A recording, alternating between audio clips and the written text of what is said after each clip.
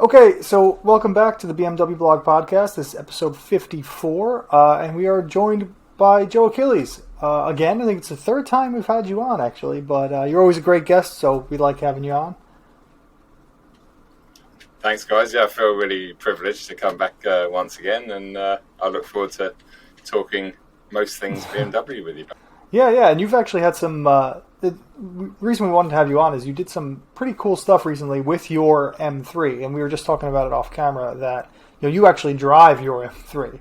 A lot of YouTubers, they buy them, they do their little, sort of unboxing, quote-unquote unboxing video, and then, you never see them again. But yours, you really put to the test, and you recently did petrolhead tours, right, with yours. So, tell us a little bit about how that went. Well, so far I've done, so the car's just under 6 weeks old, and I've covered 5,500 miles. And a week of that has actually been the car sitting. It was sitting in a stand in Goodwood. It hasn't moved for the past week. So as soon as it was running, which took about 2 weeks, I did a track day on it with Michelin, testing some new homologated Cup 2 Connects for that car, which was really fun. It was bizarre driving something so new and so expensive that sort of belongs to me around the circuit at pace. I must admit I was a little bit nervous. It wasn't like a press car. It was like, no, this is mine, don't put it in the wall. Right. And then I shortly after that, maybe a week after that, I headed off to Spain on the boat with Petrolhead Tours, who are a fantastic sort of road trip tour company that operate sort of all over Europe and occasionally sometimes in the States as well. And we did 3,000 miles around the majority of Spain and some of Portugal on the best roads. It's not like motorways, or it's the best sort of mountain passes, quiet roads. You just don't see anything except for a couple of stray dogs and the odd donkey. Right. It's just amazing. So the car's done a very good job so far. For anyone who hasn't seen the video, we actually posted an article on that video because you well documented the Petrolhead tour so far, and it is pretty amazing. I mean, the roads they look incredible, and it's just a row of exotic performance cars, just snaking up and down these awesome roads. It looked like a blast. Yeah, it's epic. I think this was the 5th tour I've done with those guys over the past, let's say, 4 years.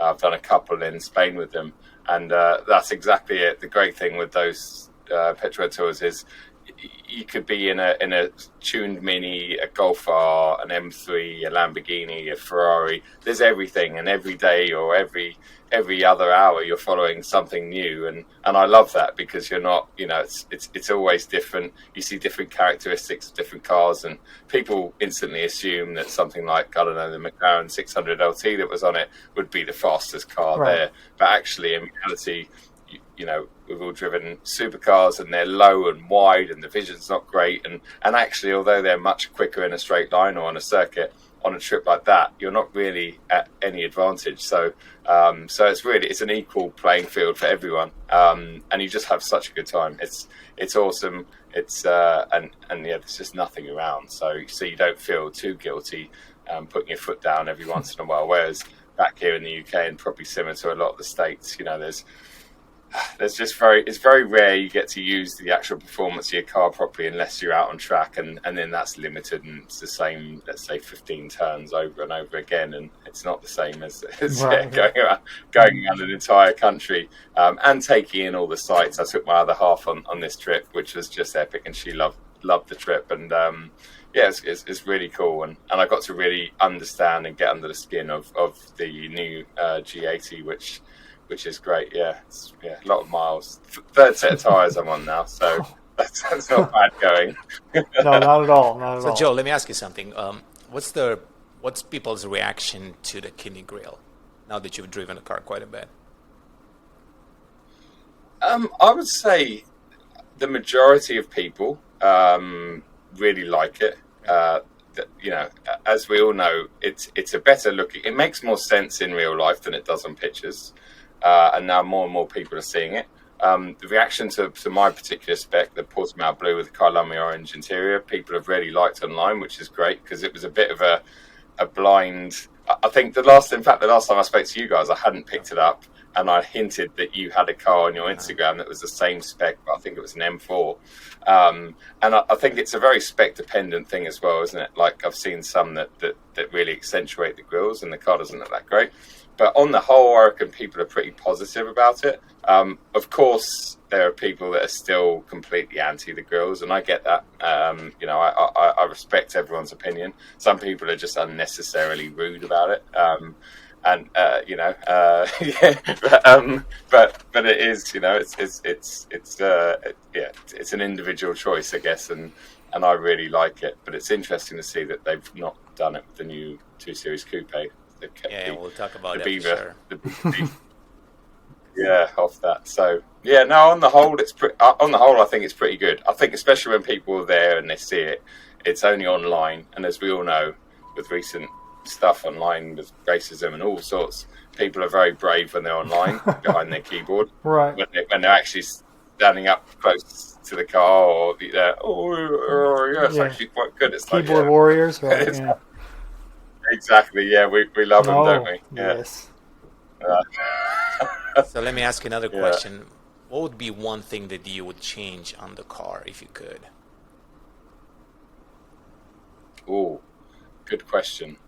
I think the one upgrade that I want to do that I haven't done yet, that I'm hoping will improve the sound, is an exhaust. Okay. But see, you guys don't have OPF filters and stuff out there, so I'd love to hear. I mean, if it wasn't for the pandemic continuing, I would, I'd love to have come up to the US this year. And just see what your car sounds like, because I'm sure it's a vast improvement over ours. And I think also your car's probably got a lot less fake sound piped around the cabin, which is one thing that's really started to sort of frustrate me a bit with my car, is the obvious fake sound that's around the cabin, more so than the F80 generation. But I think that's adjustable though, right?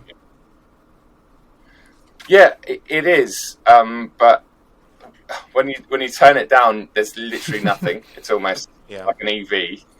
So then you turn it. It is adjustable, but I just don't think it's just a pity. But then ironically, from the outside, from shots like when we did this track day for Michelin, and I heard some of the flybys, and my camera guy Patrick that was filming, the first flyby he did, he was like, "Wow, that thing sounds like a racing car." And he films a lot of racing cars, and he was really impressed with the way it sounds. So it's just a shame that it's so quiet inside. There's so little organic sort of straight six going on in the cabin, because it does sound pretty good from the outside, even with the stock exhaust. Yeah, it sounds pretty good here in the States. I just actually drove one last week, and it does definitely sounds good. I don't know, like obviously I haven't heard one, a European one in person. I've only heard like videos and stuff, so it's hard to really judge if it sounds better necessarily. But I would say that if I owned one, that would probably be my biggest upgrade, so to speak, was to get a new exhaust, because it's just like, I feel like modern turbocharged engines just don't sound as good as I'd like them to. But it's still it's a good sounding engine. But you're right, I think the inside does feel a little artificial. But I don't think that's an M3 exclusive problem. I kind of think that's a modern performance car problem. Absolutely. Yeah, I mean, I think Absolutely. also. Well, look at the. Oh, no. No, what I was going to say is that I'm not sure actually if the M Performance exhaust sounds that much better, because the only videos that we've done that were actually featuring the European version of it, which I'm assuming it also has the the filters on it. So basically, I would love to see an MP for the US and see what's the difference there. I mean, the sound on the one that we did wasn't that much better, but then again, I think I saw one, I think a Kropovich, maybe they came out with one. I think that's one that I saw that sounded pretty good. So I'm sure there is room to do that. I just think that if you want to be road legal in Europe, then you might not have a choice basically then to have the OPF on it, so that's never going to sound that much better. Yeah, I mean, my M2 competition, I use Remus. Oh, yeah, Remus. I use them on my M1 as well, and they're fantastic. They do a really good. Okay. In fact, for the M2 comp, my car's still got OPF filters on it, But it sounds massively louder and better than stock. But yeah, the M Performance exhausts, I do get the feeling that a lot of M Performance stuff now is form over function. Then it's almost the same catalog that you get for your 320 diesel that you get on your M cars. That's like the spoiler, the exhaust system. You know, you said it probably doesn't sound too different. I reckon it's all about, it's visually different. In my opinion, it's visually sickening. But the stacked triangular pipes, is that what you're talking about? Yeah, I'm not a fan at all. I think it looks horrific. I think at least if you put that on, then people might talk about the back and front of your car in equal measures. Exactly. But yeah, I get, and the little canards around the front, that they're not functional. The wing apparently produces absolutely no downforce. It's just there as a drag factor. So yeah, I don't know. I wish that they would actually supply. It'd be great if BMW M supplied you parts for your actual M car that gave you some benefit to performance, rather than just a parts catalogue that makes it look like it comes out of Halfords, I guess Kmart or something. in Right. The majority of stuff, not all of it. Some of it's quite classy, like the lightweight wheels, the drilled wheels and stuff. I'm sure they would give you a good advantage. But yeah, it'd be nice to see some actual performance upgrades as opposed to visual stuff that looks good on Instagram. I think as far as the exhaust, I don't think they would have an issue making that louder, right? I mean, if aftermarket companies can do that, I think BMW can do that as well. In my opinion, which I was actually going to ask them once and didn't have a chance to do that, but I think they're just bounded by or restricted by regulations and laws. So if they're trying to sell that exhaust globally, then they probably have to cater to a lot of markets, and then therefore they need to reduce the sound, because I don't think it's that hard to make an exhaust really loud. So I think that's the constraints they're working with. But I would love to ask them that and gonna get a definitive answer on it. But clearly, I mean, all the OPF engines in Europe, they don't sound as good, and you can see that by just taking any of the previous 3-liter twin turbos and just put them side by side, or even take the an N55 and all these engines that were before, and you can see that they sound quite different because of the OPF. So as far as the stacked exhaust, I don't know. I mean, it's one of those things. I think they just wanted to be different, and because the entire car is different, they decided to go down that route. I don't know how many exhausts they were actually selling before, so I don't know if this is going to be a huge seller for them. They probably just wanted to get a little bit of marketing out of it. I'm impartial to it, but I haven't seen it in real life either. So when I'll see it, maybe I'll. I do know that from a low angle, it does not look too great, because we put out a video and we heard some feedback like, hey, that angle is really not that good. So, yeah, it's definitely an interesting look. It's kind of like, I don't know if you've ever seen the back of an Lexus LFA, but the Lexus LFA has very similar, like stacked exhausts. But that car kind of works because that car is insane, and it's not really that good looking to begin with. So it's kind of just like, okay, it works. But on the M3, it kind of is very jarring at the back. I don't know. And it looks like you have to get an entirely different rear bumper, right? Like a whole rear diffuser needs to be changed to fit that different shape. So it's probably quite an expensive upgrade. So you really need to like the look of it, Yeah. I'm not sure there will be companies like tuning projects that will take advantage of that for the wow factor. So yeah, probably. I'm sure there'll be exhaust companies that make like their own to fit that shape for anyone who likes it. But Joe, how are sales in the UK? Have you heard anything on the M3 and M4? Are the cars selling well, or? Well, they are. It's difficult to judge at the moment because we, probably like you guys, we're having massive shortage and supply of cars. Anything, phones. Really? Phones. Anything with a chip in it. Yeah. At the we're having massive shortages with. So BMW is really suffering. If you want a 1 Series, I think this was recently. Tony told me there was like a 10-month wait to build and buy a 1 Series. Amazing. So the second-hand market's becoming very interesting over here because we're obsessed with new cars and we have been forever. And when I say new cars, our registrations change every 6 months and people love to have the latest number plate. Oh, really? So all of our number plates, apart from mine, which is private, has a couple of numbers in it, and that designates how new your car is. see. And honestly, people are obsessed. They'll change their car every 6 months or a year to have the latest plate. And obviously, what that does is then, our second-hand market is usually flooded, and values just crash like really, really badly. But the last 2 or 3 months, because of the shortage of new cars, everyone's kind of resorted back to nearly new or slightly used, and the used market started to peak, which is really interesting. Yeah. So yeah, it's hard to gauge how new car sales are. I think they're going pretty well, better than last year. Maybe not quite in line with 2019, but as far as I'm aware, they can't build enough at the moment. So especially M cars, but I think M3 and M4 have sold pretty well. I'm starting to see quite a few of them out there on the roads, loads on social media in the UK. Yeah. So yeah, I think they've been selling pretty well. It's interesting. But yeah, I don't. How about What's that?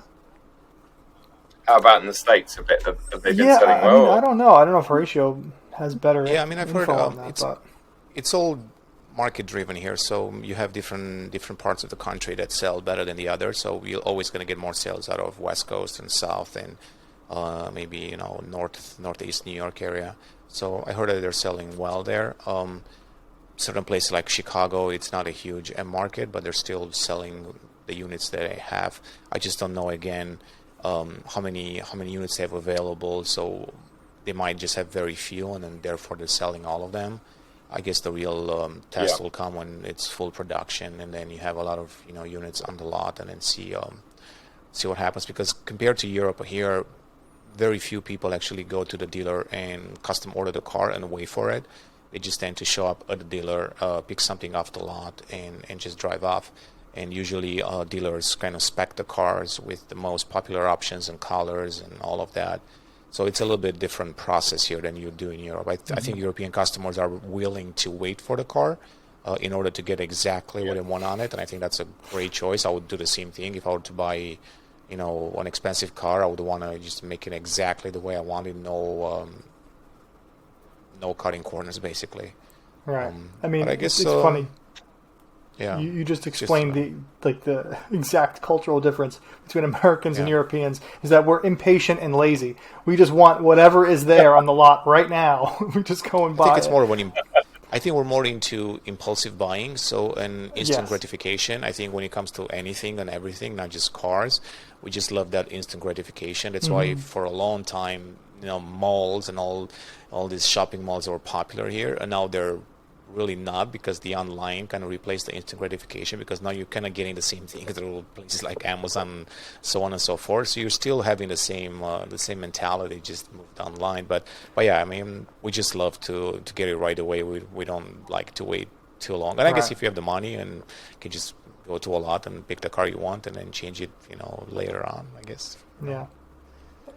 I think also we've probably got, normally we would have like a 6 to 7 week build lead time on a car, because obviously they're only built across the water from us, so it's probably longer for you guys. And also I think a lot of sales over here, even on high end stuff, are usually for replacing your previous car that's also on a PCP or finance deal. So for instance, if Tony had one of his customers that was just, his car was coming to the end of the lease agreement, that he would build and spec the car to be ready in time for his old car to, do you know what I mean, to hand back. So you kind of forward plan in that sense. But at the same time, I've always thought it would be so cool if you had this big, massive BMW showroom with loads of M3s of different specs, and literally people would undoubtedly walk in and go, oh yeah, I want that one, and walk out. But I guess and we do have that here.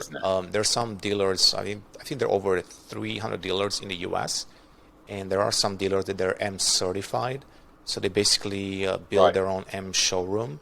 So in there you'll see a lot. I mean, there's a dealer out of Chicago that basically last year, I think when I filmed there, they had about 10, if not more, BMW individual colors, and you had all the crazy ones from Speedy Yellow to Java Green to even crazier than that, purple. It wasn't purple, I remember the name, but basically not necessarily because they wanted to sell them, but to them it was a marketing tool that they were using to attract people to the showroom. So when I walked in there, I was like, wow, that's a lot of cars. And that's in Chicago. And I'm assuming if you go to California, you might see even more. If you go to BMW of Manhattan, which is the only factory store in the U.S., they have that. They have that there. I mean, that's an impressive facility, actually. So you do have that option to walk in and see some really crazy cars. And I know the guys in New York, they used to spec a lot of cars with crazy individual colors, and they were calling them Skittles, and they sold quite a bit of them, from what I remember. What's that?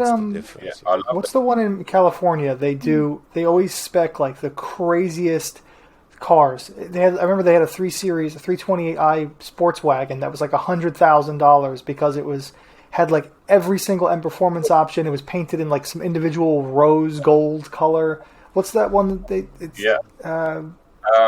look at Trish. I used to follow Trisha, who used to work there. She used to do these walk around videos. What was his name? I forgot the name of the dealership, but there is one out there. Trying to look it up. It's a massive showroom. Absolutely huge. Yeah. But yeah, it's cool. And Manhattan, it's cool that you mentioned that. Those guys, I follow them on Instagram, and I speak to their social media guy, and I just love that place. I mean, I can't wait to see. I love what they do. I like the pictures they take. I like that they don't just reproduce all of the stuff that they get sent from BMW Germany. They actually take unique pictures of their cars in New York and put it, and it's a cool Instagram feed. So yeah, shouts out to those guys. Louis. I think Louis handles that. He's a great guy. Exactly. Louis is a great guy. They do a good job, promoting the dealership for sure. I think they also have a decent budget because they're at the factory store, so they can afford to do a lot of stuff. But yeah, they definitely do some cool stuff. I love it too. Yeah, for sure. Yeah. So let me ask another question, Joe. Before sure. No, go ahead. Go. It's your turn. Okay. Now that you've had it for a little while, you said there were a couple things that maybe you don't like so much about the M3. Like maybe some minor complaints or something like that. So what are the things that you aren't in love with about your new M3? So, I mean, one of them we've talked about already, the sound, not so much the lack of sound, the lack of genuine sound, the sound you get pumped around the cabin. It started to annoy me a little bit on the Petrol Head tours, but you got to remember that was 9 days of 10-hour days in a row. So like 90 hours in a car, basically non-stop. So anything starts to frustrate you in every car I've taken over there. By the end of the week, you're nitpicking at everything. So it was a good time to really try and discover what I didn't like about the car. And so the sound is one of them. Next one is the steering, and not so much what the steering, what the front axle does, because I think the front end on the new M3 and M4 is one of the best front ends I've ever felt on any car, regardless of what it is. So that's amazing. Just the actual feedback, the steering feels. I know it's an EPAS electric system, and they've never been that great, especially BMW's ones. But I just find it's really lacking. And on track, ironically, it's all right because you can kind of work your way up to understeer, or you can feel the limit of the car, and then you can suss it out and get used to it. But on the road, it's almost too good. It just feels like that grip is endless. And in the M2 Comp, for instance, you can start feeling the understeer coming in. You can start feeling the grip levels drop away on the road. But in the new M3 and M4, because of the slight lack of feel and the extraordinary grip levels, I find it as a road car, it's just almost too good. And I know that sounds ridiculous, but I just wish I could feel a bit more of what's going on underneath me than I can. So steering feel, sound, and just how heavy it is on its consumables. So tyres, I've been driving it hard, but you can get through a set of tyres in a couple of thousand miles on the road. You can get through brake pads. I had a press car that recently that had 1,800 miles on it. So 1,200 of that is running miles. So you'd hope they'd be not soft. So 800 miles, and the pads were down to the metal. Oh my God. And my rear pads are completely shot, and mine's done 5,000 miles. So it's quite heavy on consumables. But then I was talking to my good friend Jonathan Benson actually earlier on, who runs tyre reviews, which again, big shout out to him. best. If you're into your tyres and you're real nerdy and you want to know everything about the latest tyres, his channel is fantastic, and he's very, very good at what he does. But we're actually talking about this earlier on, and I think that actually, I say it's heavy on consumables. I think it is, because it's a heavy car and it's very fast, and obviously the heavier car, then the more performance on offer, then it's going to go through things. But I also think tyre manufacturers like Michelin, that make best tyres in my opinion, but their compounds, to give the cars more grip and to make the tyres feel better, the compound, the wear factor on these high performance tyres are obviously lower. And the same with brake pads. I think the steel brakes on the new M3 and M4, I've never had any issues with them on track or on road. They feel amazing. They feel mighty. But I think a lot of that is down to the fact that BMW have actually fitted like a softer pad compound, so more of a racy pad compound that just is not going to last. But in return for the likes of me or anyone that gets in that car to go, oh wow, the brakes are amazing. So, the press about the cars. So I really think there's been a bit of a change in the latest generation of the M cars, where they've kind of sacrificed some wear and tear for outright feel and performance, which isn't a bad thing, because I think if you're spending 80 grand on the car and you're going to push it hard, then you're going to expect to buy new tyres and new pads. And I'd rather have something that has better performance, that might cost me a bit more in the long run, than something that has very average brakes, like so many BMW M cars of old. Right. Even the previous generation, the brake pads, the stock pads for the ones in the UK were terrible.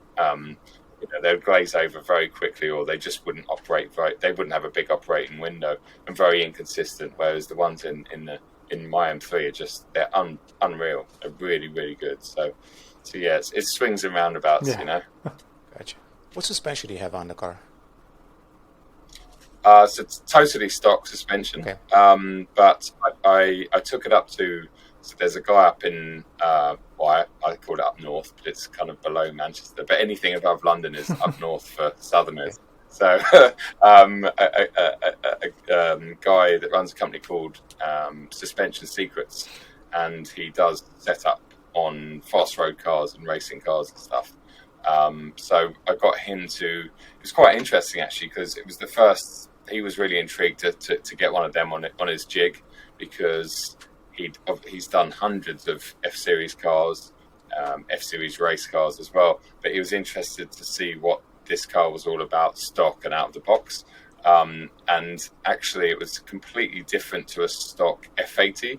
So the F80 had a fantastic, out of the box, had a fantastic rear end setup, apparently, like almost spot on. There wasn't too much you could do to make it any better, but the front end was very soft and you could play around with the front end of an F80 to make it a much more aggressive fast road car or track car. So bring in camber, etc., and play around with the toe. But with the new car, the front end was, he said they've completely transformed the front end to a really aggressive fast road setup / track setup, which completely makes sense, because for me anyway, the first time I turned in one of the G80 or G82, I couldn't believe the front end grip. And obviously you've got the bigger wheel, the bigger tyres, 275 section, so a lot stiffer the front end, but a lot of that amazing traction and grip that I was talking about earlier on actually is down to the fact that there's almost 2 degrees of negative camber out of the box on the front end of those cars. So he didn't play around with the front much, but the rear he played around with quite a lot. We talk about the rear wheel drive new M3, M4 having so much grip, which again I noticed it instantly, and I think even Chris Harris said on his video it took him 3 days to realise that he wasn't in an X-Drive car, he was in a rear-wheel drive car, and I'm sure that was a slight exaggeration, but and again the reason for that is the rears are set really flat. So I think my rears had 0.6 of a degree of negative, so they were almost sitting flush the tyre on the tarmac.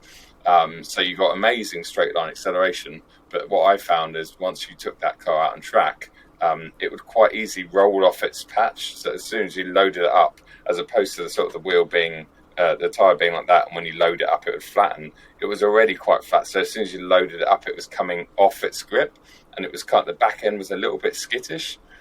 So he brought the rear end in a little bit to about 1.8, I think, which is about the maximum he could get from the stock setup. Gotcha. And it didn't seem to lose any straight line performance, maybe a tiny bit of grip, but as soon as you load it up in a corner, it's just like the back end's amazing. So just little tweaks from the factory setup, because there's quite a few adjustments you can do with it. And so that was fascinating. It was just lovely talking to someone like Matt, who just knows and understands everything so well. And it was all a little bit alien to me to start off with, but I started to at least pretend to understand what he was doing. So but it was nice, and actually feeling it instantly as soon as I got in it, I was like, wow, this is made. Obviously you play around with the back, and the front end feels different as well, and the whole car feels really good. So that's all I've done. I haven't changed any springs or things like that, or shock absorbers. I want to go back to Chris Harris in a second, because I had a question related to him and you and the cars, but just one more follow up on the daily driver. So do you feel like the ride is too harsh as a daily driver? I don't think, compared to the F80 competition, no. Okay. And I think if you've got the comfort seats, it's a bit more comfortable as a daily, but for a number of reasons. But it just takes that edge off. But also, and I know a lot of people just think that I'm the biggest Michelin fanboy, and I don't know what gave them that idea, but honestly, so over here, early cars, like they always do, they came on Michelin's, PS4Ss, and then as soon as the customer delivery cars started coming, they put the P0s on the P. I think they're called PZ4s, which are the latest generation, which are so much better than the previous ones. So that they're very good tyres still. But there's one thing that undoubtedly that a P0 gives, and that is quite a hard. It's a stiffer sidewall, and the actual rubber compound I think is a bit harder. And so mine came on the P0s. I did about 500 running miles on it, and then I swapped to the PS4Ss. And honestly, as soon as I swapped, like in the first 100 meters, I could feel the edge, the niggly edge had gone. And so I really think that, because I had a few people that complained about their car, what tyres are you on, P0s? And I really think that sidewall and the stiffer rubber makes that tiny bit of difference. So I think the ride quality, even for here in the UK, which is, our roads are pretty average. They're not even average. I don't want to use the word because it's a swear word. They're that. Yeah. They are really bad. So I think that the ride quality is very good. But it's obviously it could always be better. But when you think of the performance that's on offer, it's always difficult to sort of get best of both worlds. Yeah, for sure. What about the seats? Yeah, so the seats are an interesting one. Okay. I mean, that's probably one of the most common questions I get asked. People speccing their G80, G82. Which seat should I go for? And it's like, well, I mean, it's hard. For me, it was always going to be the carbon buckets, if anything, for social media, because they're a big talking point. Mm-hmm. But I happen to fit in them very well. Like I couldn't. The first time I sat in that car in a studio, I just couldn't believe it. I couldn't believe how comfortable they are and how low I could sit. And I've not looked back. And again, relating back to the Petrolhead tours, we did those 9 crazy days. And I say me and my other half is obviously a very different frame to me. Female, and so we both have very different seating positions and body shapes, and I have to say, like, there wasn't one part of that trip that either of us were like even slightly uncomfortable. She doesn't like the fact that she has to kind of sit with her legs apart with the carbon cod piece, as I call it, in the middle. But in terms of comfort, like, honestly, if you're going to be uncomfortable, it would be on a trip like that, because of the relentless time you're sitting in the seat. And I think just like a really good firm bed, those seats, although they're firm and they look like they shouldn't be comfortable, they fit most people like a glove. And I think if you're sitting well and firm and supported, then you tend to not get uncomfortable. So yeah, the undoubtable negative with them is getting in and getting out, for everyone. doesn't matter what shape, what size you are, getting in. You almost need like a handle on the Right. A-pillar, like lowering down as the A-pillar goes up. You need a handle there to pull yourself out like some race cars have, because that's tricky. It's easier in the M4s because you've got a bigger door to get in and out of. In the M3s, it's you get used to it, but then you jump in a normal car. Like I get back in my M2 and I'm like, oh wow, this is easy to get in and out of.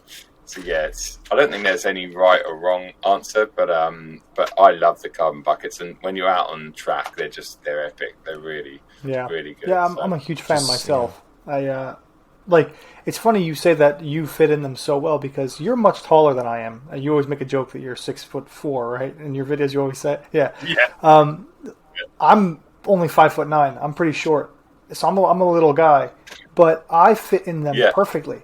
So it's funny that's like two very different sized people can fit in so well. I think they're the best seats I've ever sat in, to be honest. I absolutely love them. But you're right, getting in and out is brutal, and I can imagine that ownership. I almost feel sorry for anyone who owns them, because I can see that outside bolster, the outside thigh bolster, wearing really quickly.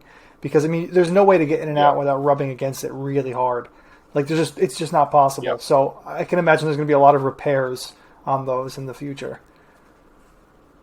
Yeah, you're right. And I mean, going back to one size fits all, it really is. I mean, there's a lot of seats out there that I know fit me really well, and some of my sort of less lanky mates don't like them, or vice versa. There's a lot of seats out there that work, like the Audi RS seats work very well for someone of your height. But when I get in them, I just, I feel like I'm literally sitting on the seat, and not in it. And but that bucket is it's brilliant. I mean, the Porsche buckets have always been good, but with no backrest adjustment on the Porsche ones, it's fine if you're, using it on a track day, and because they're quite upright and almost perfect positioning. But when you're just cruising around as a daily, you want to be able to knock that backrest back a bit, and you can't do that in that car. Whereas in the M3, M4, it's a cool. I want one of those seats in my M2. That's my goal, is getting one of those in the M2. I think that would just. Well, that's what we got to do now. We have to commission BMW to make that an performance part that you can buy for anything. Just get those seats. Just make those and everything. It is funny you said that they're adjustable too, because that was in an upcoming video. It's one of the things I mentioned is the fact that when you get carbon buckets like that, like really thin, heavily bolstered carbon buckets, are usually not very adjustable, and these are. I mean, they're just as adjustable as almost every other BMW seat, and you can really. And another thing is that you can get it so low. One of my biggest complaints in modern sports cars of any kind is that the seat doesn't go low enough, and I'm pretty short, so that's pretty sad. But with those seats, it actually can go too low for me, and it's the only modern car that I've driven where if I go all the way down, it's too low. I have to actually bring it back up. So I look like a little child with the steering wheel above my head. But so I love the fact that they're super adjustable. They can go super low. They're just incredible seats. Yeah, well, it's definitely the first seat that I've. I am tall, 6'4". But my upper body is, I've got a really long upper, torso. So I've got double the issue when I get in a car. Like you said, the majority of cars, like my M2 is just about passable, but as soon as I put a helmet on, then I'm driving, my head's literally squashed against the roof. And that's the same for anything, any sports or supercar. Some supercars are even impossible for me to get a helmet on. But then, to get in that, and to have 2 or 3 inches above my helmet, it's a surreal feeling for me. And obviously that is a big attraction to that car, because it never ever happens. So I feel like I'm in a racing car, because racing cars, the seats are right on the floor, aren't they? Literally on the floorboard, and that's the driving position you want. Although, again, that then plays against you when you are trying to get in and out of a bucket seat that's on the floor. It makes it even harder to get in and out of. But So I said I'll go back to the M2 and Chris Harris. So, double question actually. So I saw on Instagram that Chris Harris took an M2 CS. I believe it's in British Racing Green, which I'm trying to find out if it's a BMW individual or it was repainted after. So I haven't heard anything on it. If you know, I would love to hear if that's true or not, as far as being a BMW individual. And the second part is, why did you pick the G80, G82 over the M2 CS? Oh, okay. So, first question about the Chris Harris car. I'd heard it was wrapped. I thought it was wrapped as well, okay. but I didn't. I have no idea, so I didn't want to say anything. Gotcha. Yeah, I think it's wrapped, but I don't know. I don't know about that. But I personally, I love greens, and I think it looks good. I've seen a few people online going, "Oh, we shouldn't destroy a BMW CS, make it a different color." But I think it's quite cool, and especially if it's wrapped, then who cares? Exactly. It's just. Yeah, because the thing is, I guess over here anyway, it costs almost about the same to wrap a car as it does to PPF it. Yeah. And so a lot of people just wrap cars because it does the same job, doesn't it? It protects the paint and then you can just pull it off. So, I quite like that combo. And he's very adamant about he doesn't like his sun protection glasses, right. The rear windows being darkened out. So I think he had special order, because you can only get the M2 and the M2 CS with the rear. It came standard with that glass. So I don't know where he got that glass from, but it's special. Yeah, he likes the clear windows. Yeah. Yeah, the clear windows, and they are cool. But yeah, I don't know. Yeah, I wouldn't be fussed either way. But in terms of so instead of the M2 CS, well, I think it's a difficult one. I think because I've got the M2 Competition, and I love the M2 CS, but I couldn't see or justify the price difference of whether I chopped my M2 Comp in and bought a CS or kept keeping the M2 Comp and buying a CS would be silly. They would be too similar, I think. Yeah. But I think the other thing that did sway my mind was when I was making that exact decision, was when I realised that YouTube was becoming a full-time thing for me. Sure. And it was definitely supporting me more than my business, let's say, going back a year. And at that time, the CS didn't really get too much traction on my channel. People didn't seem very excited about it. Yeah. And I mean, some people thought it was cool, but it wasn't getting any more traction than my M2 Comp. And so I had to kind of think selfishly, in the sense that I needed, again, going back to my colour scheme, my car, it was more about what's going to work on the channel and what do I like, as opposed to what would I have if it was actually my car and it was private. If it was my car and private, I'd probably have it in like oxide with black leather or something. But actually the colour scheme worked out well and I really like it. And the same with the car. Yeah, the M2 CS, fantastic bit of kit, but the G80 made a lot more sense for my channel. Makes sense. It was a new product. It's more of a marketing tool. Yeah, exactly. Yeah. And it's not just based on that. Like I don't want to.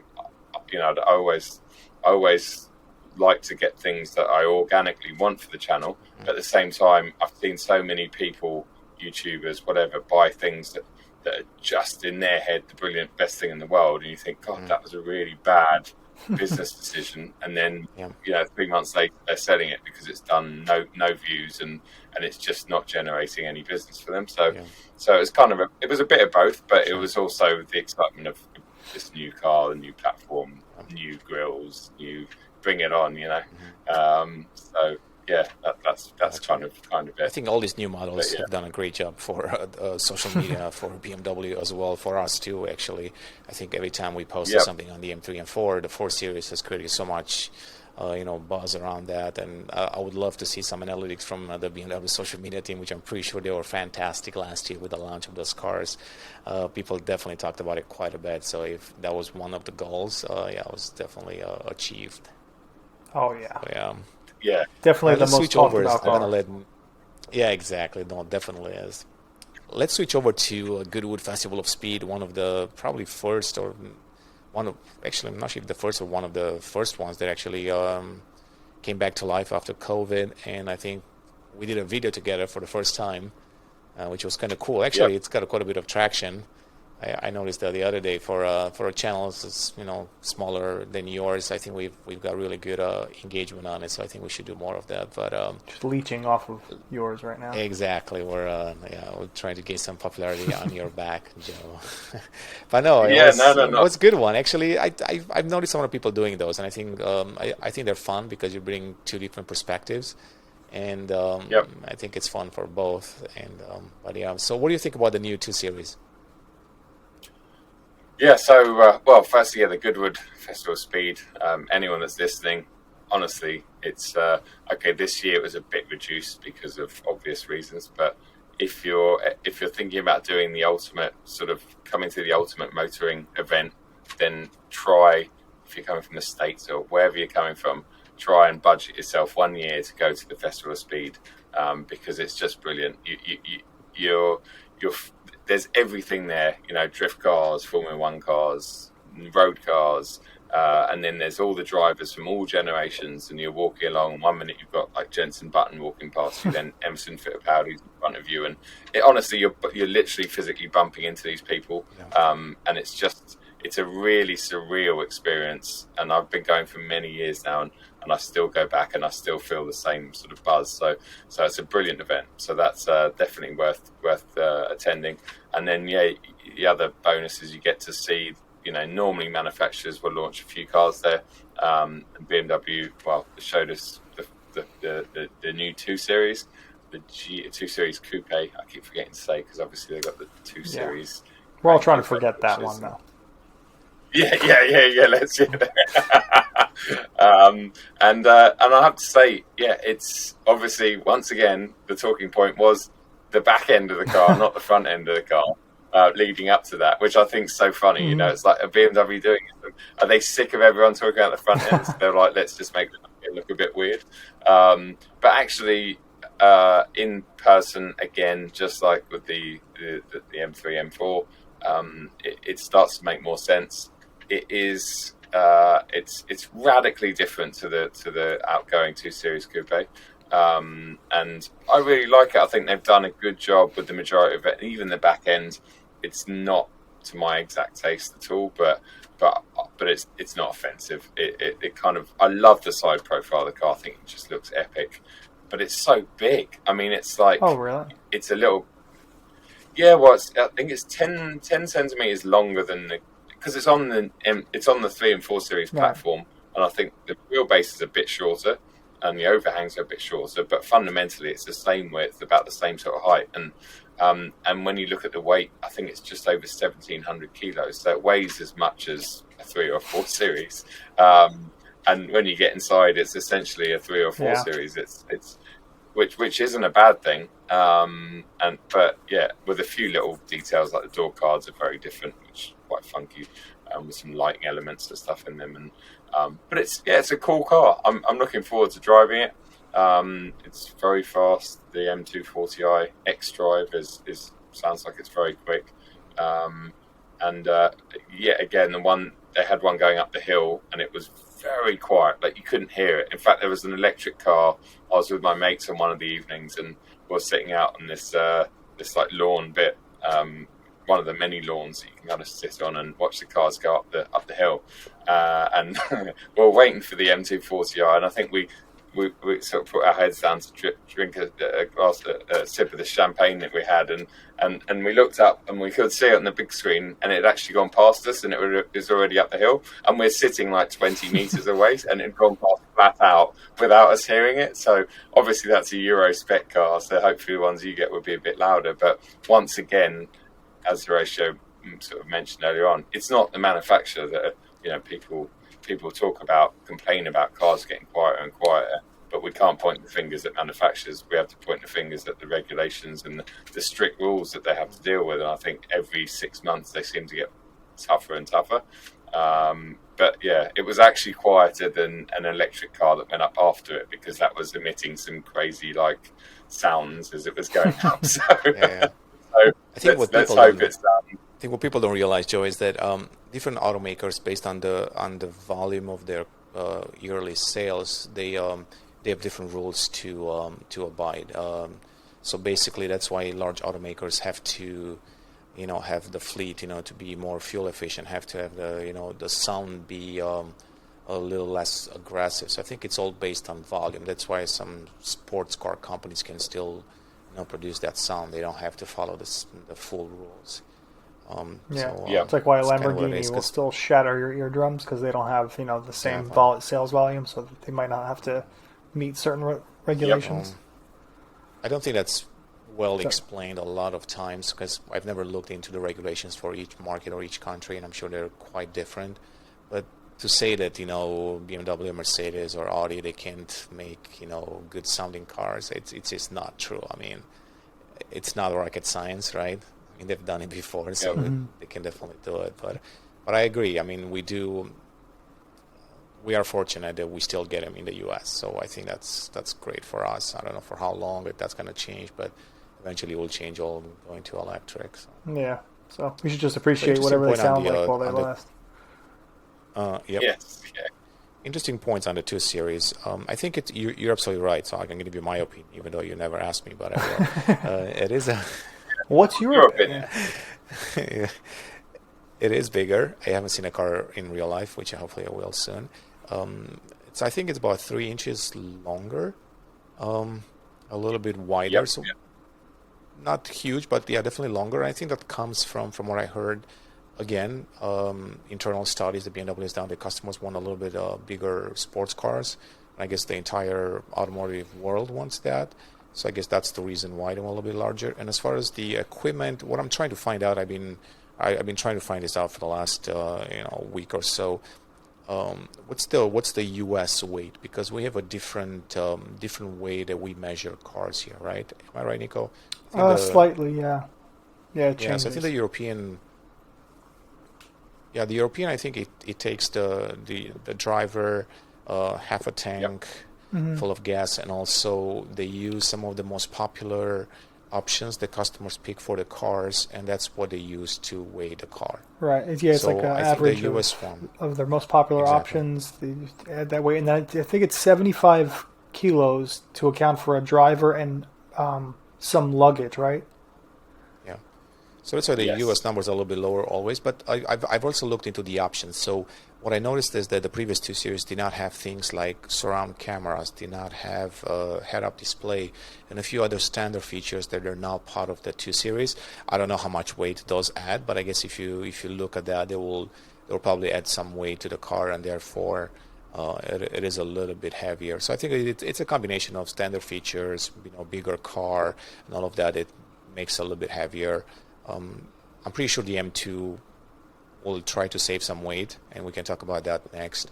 I'm sure they will use more carbon fiber on that, and the hood and other things to lower the weight, so to make it really fun to drive. But overall, I like the car. I know the designer that did the car. I kind of understood some of the things that he did. Maybe the only thing that I don't fully enjoy or like it's the taillights. I would have probably done the L shape inside, the normal way, not downwards, not pointing downwards. But I think in a facelift that's easily fixable. It's not a. But I would love to see it up. It just for some reason every BMW you see from behind, it has that L shape, and it's easily recognizable and all of that. It's the only thing. But I've also heard from from Mark and some other guys that've seen the car in person that it looks significantly different in real life. It's much better looking. I think the press photos did not do the car justice. They should have probably shot the car a little bit from like lower to show its its sportiness. I think more side views would have been better because it shows that the car really has that sporty 2 Series look. But we'll see. I mean, I honestly I haven't seen the car in real life, so I can't really give my full opinion on it just based on the photos. Yeah, that's interesting about the weight. I mean, the weight thing, you're right, exactly. There's a lot more technology in there. And also, I think I've heard it's 160 kilos heavier than the previous M240i. That was UK quote. But then the previous 240i in the UK, you couldn't get an X-Drive, so that was just rear-wheel drive. And I believe that was also that was for a manual gearbox car. Sure. Obviously, the new one is standard with a ZF8 speed, which is obviously weighs fair chunk more. So there's definitely some variables. And as we've found out with the new M3 and M4 that are definitely heavier than the previous generation, they certainly don't. I mean, they're just the performance, the power, everything else is ramped up, the grip levels. So you doesn't feel like a big heavy dog. It just feels more planted and more capable. But I guess and weight, we go on and on about weight, and cars are getting bigger and they're getting heavier and there's more technology. But I was on the Lotus stand. What's the new Lotus? Emira, something like that. Yeah, which looks fantastic. And I know that they've sold like 2,000 units. Oh, really? Wow. I know 3 people that put a deposit down while they're at Goodwood, so I don't even doubt their figures. Like 3 of my good friends, and but that Lotus is like obviously a stripped out, tiny little thing, 2-door. And I was listening to Jensen Button doing on the Michelin stand talking about it, and he was like, it's really good and it's refreshing to see a car like this. It weighs just under 1.5 tons. It's like 1,450 kilos. So, and I was thinking, well, if a Lotus that's 2 doors and has nothing inside, if that's nearly 1,500 kilos, then of course a luxury 2 Series with the X-Drive, and of course it's going to be 17. Do you know what I mean? And I think there's no way around we need to stop thinking about the past where you could get a car that would be a ton or 1,100 kilos, because the airbags and the safety, safety. Thankfully, there's forgot about that one. Safety, and then pedestrian safety as well, which is all that. So again, a bit like with the noise regulations, if we stop pointing fingers at the manufacturers and actually stop and think, wait a second, what's that car got in it now that the last generation didn't? Oh, okay, it starts to make sense. And if a little Lotus the size of a Matchbox toy car weighs 1,400 and something kilos, then you're like, okay, I get it. Now, well, there's also a bit of an advantage to the extra weight of the 2 Series that I think people are forgetting, and it's that it's going to be a much stiffer car than the previous one. So the G80, the G80 isn't a very light car. I mean, it's not as heavy as people are making it out to be, but it still isn't a light car. But people forget how much stiffening and structural bracing there is in that, and because that's a lot of the reason why it feels so good. Is that chassis is so rigid and so stiff that it just responds immediately. There's no slack in the chassis. There's none of that, and that's a lot to do with the upgraded G80 generation or G20 generation chassis, and B, all the the structural bracing. So when the 2 Series is going to jump to that new chassis, it's going to be much stiffer because it's based on the old F Series 3 Series chassis. The old 2 Series is, which isn't the most stiff of chassis. So that added stiffness is going to add weight, but it's also going to make for a much improved driving experience. So I think that weight shouldn't be a concern for anyone, any enthusiast who's looking to maybe upgrade or anything like that. So look, actually behind me, I was able to pull up the image that I wanted to show you when I was talking about the taillights. So you see the official sketches. So they did go the L shape, basically the normal way, and I think they look fantastic, especially the red one. I like that. The red one looks really cool, right? So you can see it right there. I mean, that's the way that I want it to be.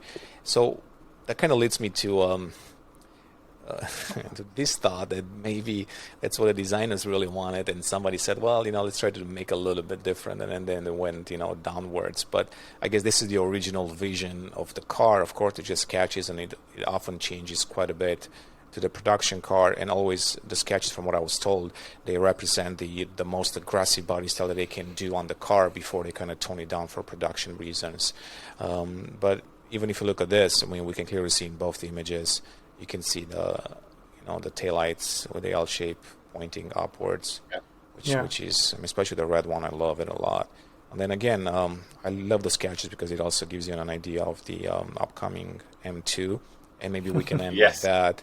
And I can do the intro, and then you can tell me what you think, Joe. But I've heard unofficially that it will be. It's a fantastic looking car. It's done. It's completed. Apparently, it's very aggressive. It will be probably the most aggressive M car they've done in a while. Has a lot of racing inspired design elements. So what I was told is that there are lots of air openings, and that kind of leads me into the. There was a leak a few days ago on a bumper that was shown in China, and which allegedly shows the M2 front end. People are back and forth saying it's not real, it's fake, but from what I heard, it might be the real deal.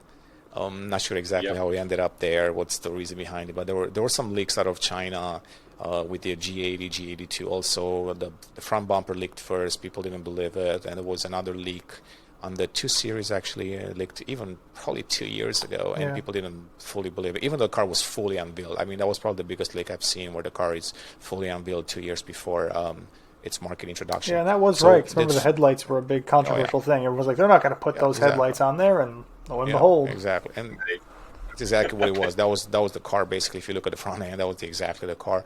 So I think the leak, it's pretty real. And then the rendering artists, they did a bunch of renderings on it. Actually, let me start with this. So you can see this is the new front end. Of course, there's some elements that are probably going to be off.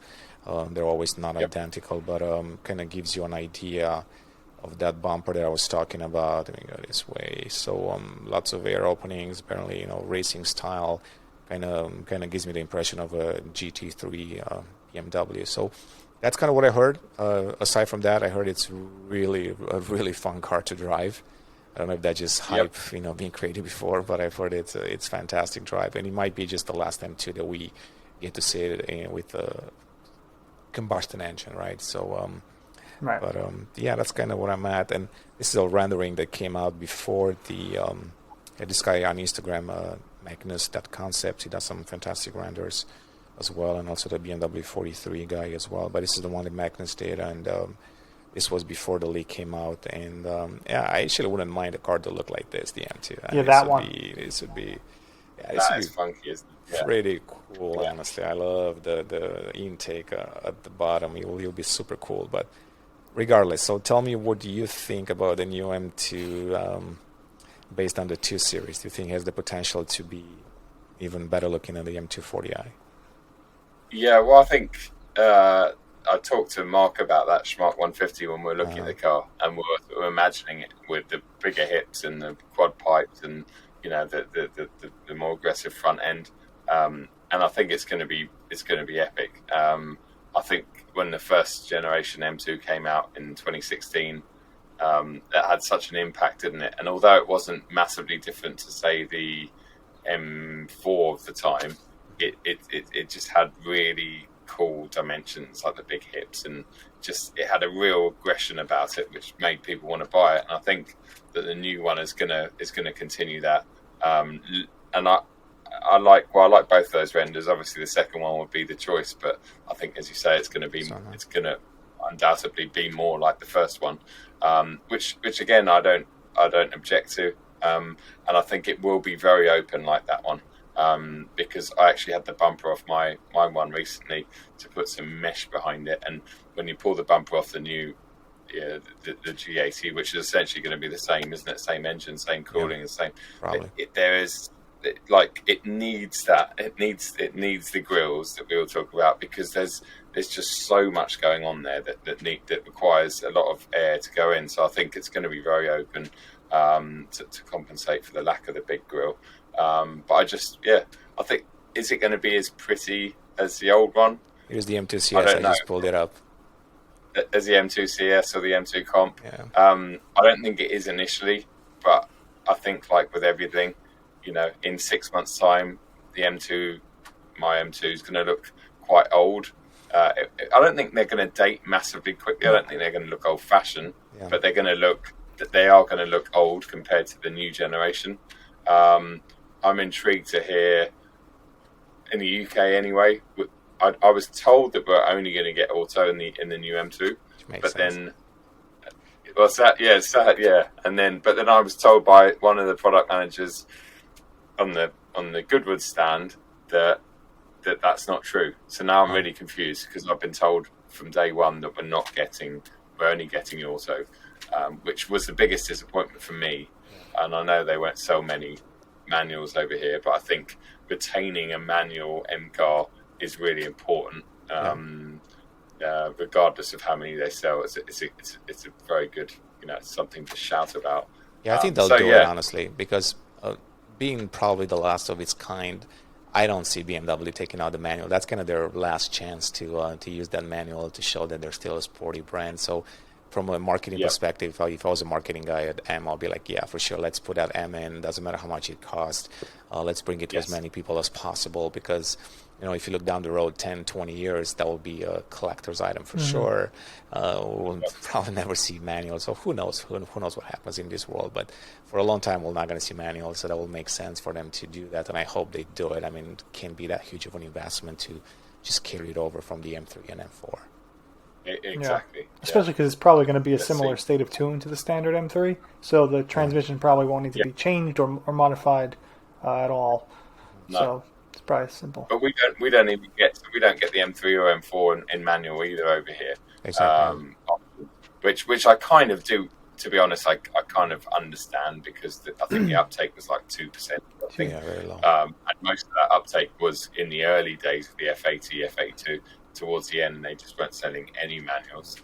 So I get that decision, but I know when they told me originally, when I saw those early M3, M4s, I said to the product guy in the UK, I was like, okay, I can deal with that, but please just tell me that you're going to bring a manual of the new M2, because you just need it. From a purist point of view, you need it.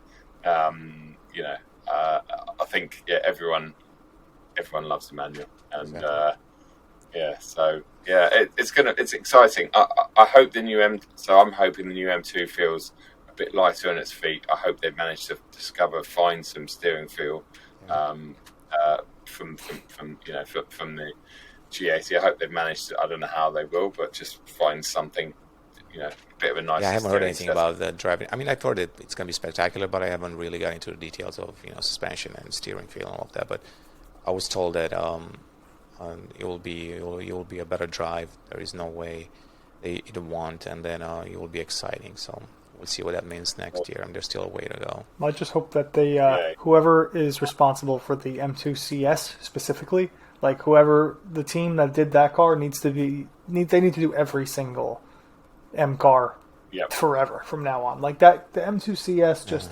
I know the changes aren't like hugely different from the M2 Comp, but it's like. It's just a nearly perfect car, in the way the steering, the balance, everything. It even rides better than the M2 Comp somehow. Like it's just this wonderful little car. So if that team can migrate to the new 2 Series or the new M2, that's going to be amazing. Here is a fun fact, Nico. It's a very small team at M, so the chances are it's the same guys working on every single. No, car. I'm sure, but like the design or the philosophies rather, like the lessons learned there need to transfer, because I mean, look at the F80 M3 and cars like that. Like when they first debuted, they weren't really that great. They were good, but they weren't spectacular. Which ones? Like the F80 M3, and you look at you go back not too far, and M cars weren't. As spectacular as something like the M2 CS, which is sort of. They leave gaps, though. Yeah, they do. They leave gaps. We've talked about gaps. this. I think they have to leave like a gap, right? I mean, it's still the same team probably that builds the regular car, the competition, and then the CS and the CSL and so on and so forth. But you have to leave gaps again for marketing purposes, so you can sell those cars at a higher price, sell them, as a special car. But again, from a junior perspective, I don't think it's a limitation on their skill set. It's really just a sales limitation, marketing, and all of that. So the cynicism of business is getting in the way of our delicious sports cars. Think about it, right? So if you're making the M2 base car or the M2 competition so good, what's the reason for you to buy the M2 CS if it's not that much of a better drive?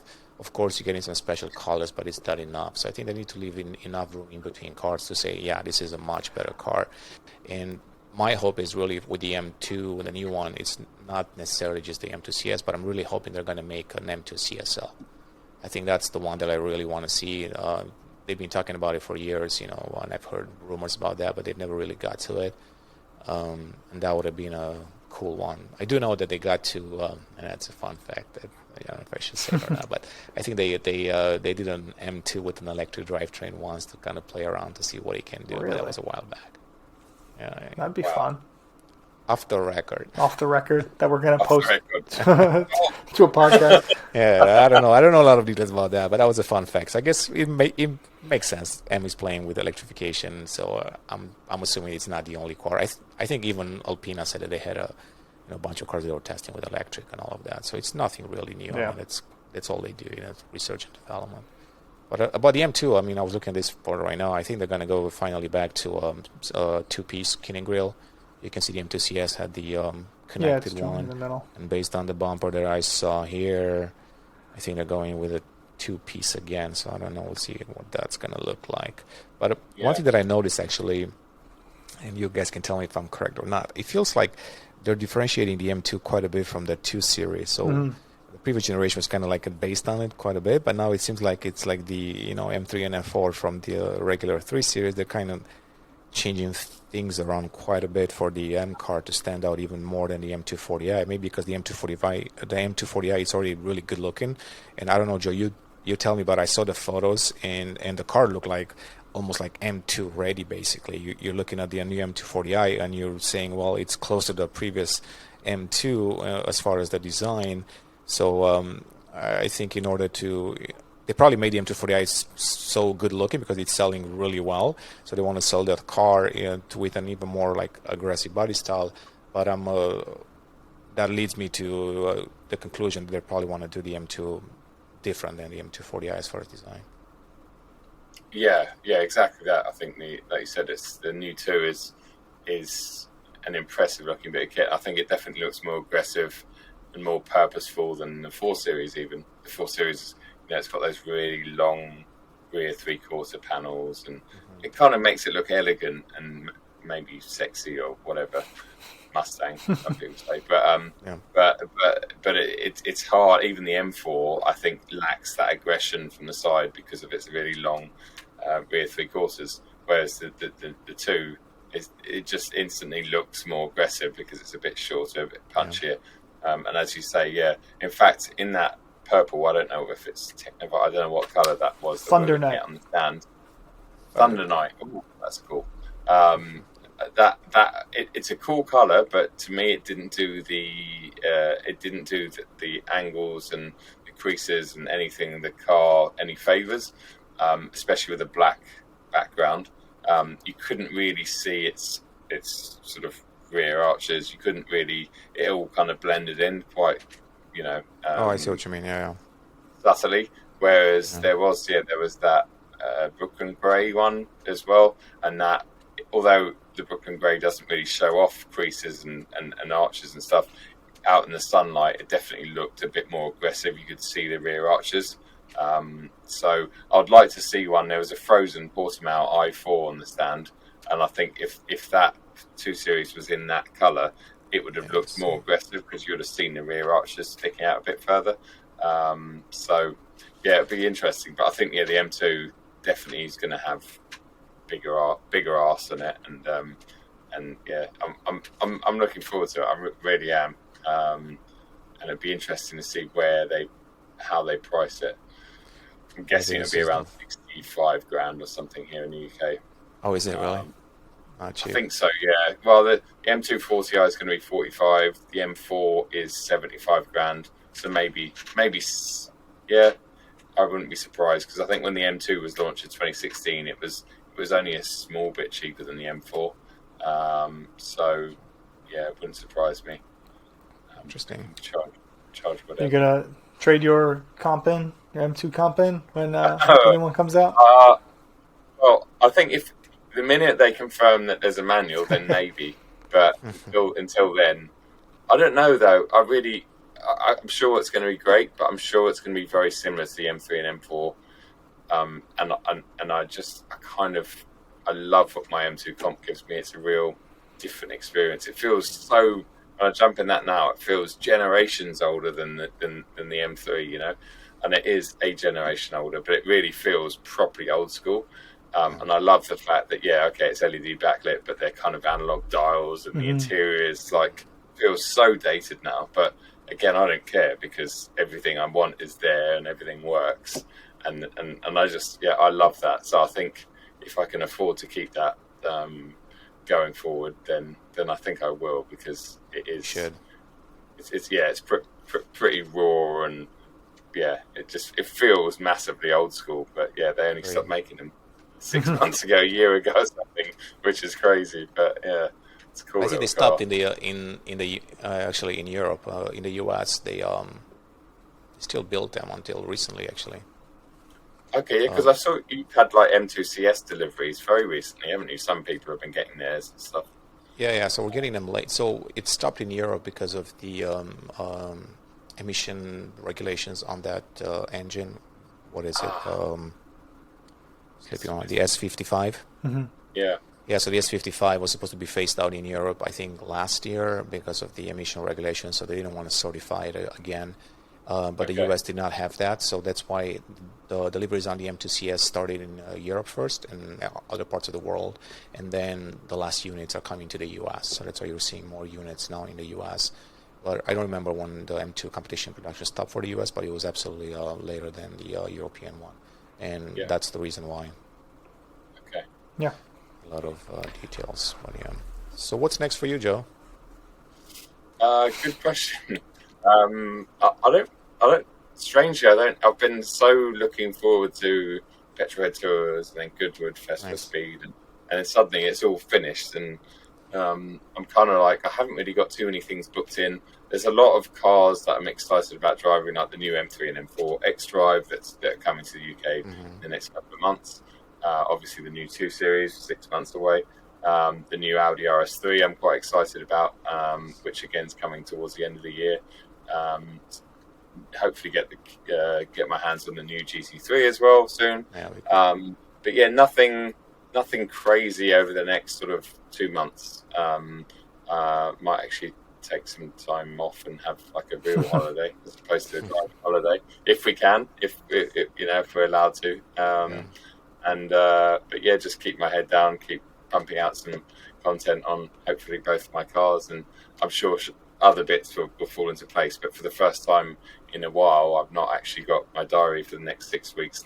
Is not full of press cars coming in and stuff. So I'm just gonna.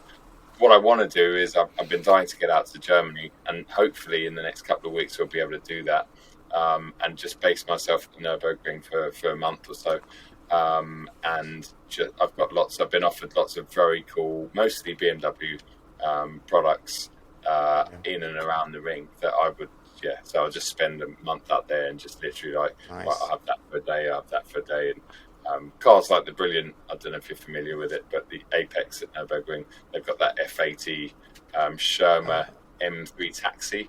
Yeah, I've seen it. No. Yeah, it's just, that's awesome, and obviously Robert, who owns it, it's kind of more of a road car now because they've stopped doing the taxi services. But just really cool converted, specials that are obviously 2 to the dozen out there in that sort of area or part of the world. So yeah, I'm hoping I get to do that very soon. Bit of a change of scenery, and yeah. Jealous. Are you planning on going to the Munich Auto Show? I'm not actually. Okay. I don't even know, when is that? Is that September time? Sometimes early September. I haven't looked at the dates yet. Yeah. Okay, I'm not, but yeah, maybe I will. I guess that's the first major auto show really coming back after last year. So I'm kind of curious to see how that's going to play out. Yeah, I think... thinking about it too. Is it the first European one or just the first one in general? Because I know New York is September. Oh, actually, there was one... I think, or August? Right, there's one in New York, and there was one in China too. Yeah, there was one in China. Right. Yeah. I think it's the first year, because we had... Geneva was meant to... I was meant to be going out to Geneva with my mate Steph last year. When was it? End of March, usually. And that's when everything literally kicked off. That was like the first thing to really cancel. It was, exactly, that was the first thing to, it was like basically ready as well, and then they pulled the plug on that, and then everything else just collapsed. So it was that's what I remember thinking, like, oh, this is really bad. Like, I remember reading, like, Geneva Auto Show's canceled. I was like, oh boy, if they're canceling this event with thousands of people, this might get serious, and then I guess it did. Yeah. It was an expensive auto show too, so. Yeah, that's what I'm saying. Like, if they're willing to, like, all right, we're not going to do this, or they have to, lose all that money, that's a problem. Then it might. What do you Curious, guys got? Have you guys got anything interesting coming up? Not really. Trying to there's think, not really many events anymore. Well, not for a while, I guess. There is a test.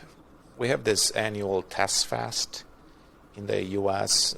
Twice a year. So the next one is in October. So basically they have like 3 days, and they bring all the new cars to the track in Palm Springs usually. So you're basically getting, I don't know, 10, 15 cars that you can drive, Minis, Rolls Royce, BMW. So that's kind of fun usually. So that's one. Pebble Beach Car Week or Monterey Car Week is coming back. I think it's on. It is on, right? So I don't know if I need to look into that. I mean, it's always a nice venue. It's kind of like a mini vacation. Oh, it's amazing. It's just while you're getting content. so expensive. Yeah, so that's the next one. It is expensive, yeah. Other than that, we're hoping to drive again the i4 and iX hopefully soon. There is something going on with that as well. So we're definitely going to focus a lot on the electric cars the next few months. Yeah, I can't wait to drive those. The BMW side, I think we'll see the X7 facelift very soon. Yep. An interesting facelift with the split headlights. Is it actually going to get those? Can you say? Do you know? Oh yeah. It really is going to get split headlights. It's not just rumor. Oh yeah. Oh it's boy. getting those. I'm just preparing myself for the comment section already. You love honestly, it. The algorithm. Yeah, right. I don't know if it's going to be that controversial. I mean, it will be, but the X7 sells so well in the US that I don't think that will stop it. I mean, basically, it's such a good car basically for the US. I mean, people just love it here. It does everything it's supposed to do. So I don't think customers will be like, oh, I'm not going to buy. I mean, if they bought the car and when he had that huge grille and it was the first time they've seen that big, I don't think the split headlights. We're just perpetuating American stereotypes right now that will buy any gigantic SUV no matter what it looks like. As long as it's big. You know what though? In fairness, it's a good car. It is. Yeah, it really is. Well, first time I drove it, which because the X5 is brilliant. X5 is, in my opinion, the best large SUV. What we call them large. Yeah, they're tiny. Like your baby SUVs. And the first thing I remember when I first drove the X7 was, wow, it feels just like the X5, which is the biggest compliment you can give it, with even a slightly better ride. So it was like, it was a no-brainer. And they sold, again, there's still waiting list. There always has been since the X7 launched here. They couldn't build enough of them, and they're big weights for this X7. Because value-wise, I think they started at about 65 grand or something. It's great value. It's like 7 Series money, and it comes with more space. It's more comfortable.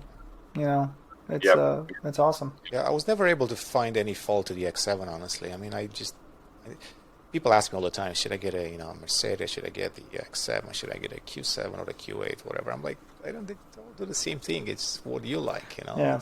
It's, a different driving experience, a little bit different, materials inside and design, different philosophy, really. So, but they all do a good job, and the X7 does. Honestly, I drove the car on a very long road trip, and it was perfect. It was exactly what it was supposed to do, carrying a lot of luggage and people and kids and all of that. So.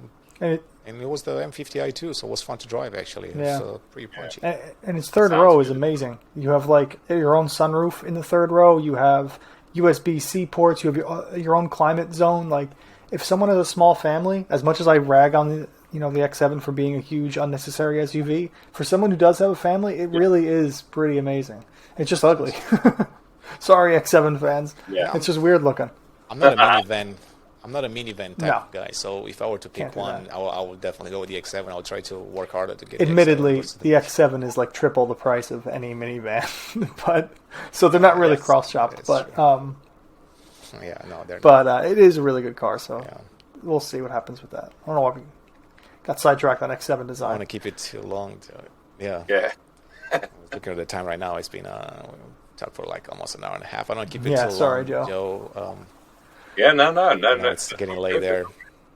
Always fun talking to you. Anytime you want to come on, if you want to talk about something, if you have something special going on, or you want to tease something, let us know. Let us know. We definitely love having you. So, just shoot an email, a message, whatever you need to do, and we'll definitely make it happen. No, guys, as always, you guys are doing an epic job, and it's always a real nice pleasure coming onto your podcast. It's always lovely.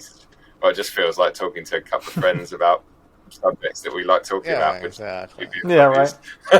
Well, if you come to Munich, hopefully if I'm there for the auto show and you come too, maybe we'll do something from there too. That'll be cool. Yeah, are you probably going? Are you? I'm thinking about it. I mean, I haven't really been to an auto show in a long time, and I think I'm working on it. Yeah, so it will make sense. There is a lot of content, especially since being a BMW kind of show, because being local, I'm sure being able to have a good presence there. So it makes sense from a content perspective, because we haven't really got a lot of events going on, and I haven't been out to Europe in quite some time. So to me, it's really about gathering a lot of content that we can use. And honestly, auto shows for me and for Nico too, they're always stressful because we do work a lot, because we cover one brand or 3 brands or maybe 4, but we produce so much content. We look at all the models, we go into details, we do interviews, we do videos, we do so much for 1 or 2 people. It's insane. So they're not always fun from that perspective. We don't really get to walk around and see the other cars and play with them. Sometimes I go to auto show and I'm like, oh, there was that car. It's just sprinting back and forth from whatever is new to the media room to write about it and post the pictures to sprint back, and it's just very hectic. So it's tiring for us because we need to produce content for all the channels. So we need to do, articles on the website, we do social media, we do YouTube, we do all of that. So it just adds up. It's quite a bit for 1 person or even 2 people, but still, it's, I guess, part of the job. So it could be worse. Yes. Hopefully, but I will let you know. I mean, if I'm there, you'll be cool to, get together, do some stuff, Then we absolutely. Well, I hadn't even thought about it until you mentioned it, but if it's in September, I it's think close to you. It will make sense. It's easy for you. I'll drive over there. I think, I'll probably just borrow a BMW press car. Exactly, makes sense. So, That'll be cool. Yeah, very definitely. Cool. Yeah. All right. Well, it's good talking to you. It was a pleasure. Yes. Likewise. And man. I guess we'll chat soon then. Yeah, cool. Thanks so much, guys. Thanks for listening, everyone. And I'll speak to you both very, very soon. Keep up the awesome work. Yeah. All right. Thanks, man. You too. Cheers.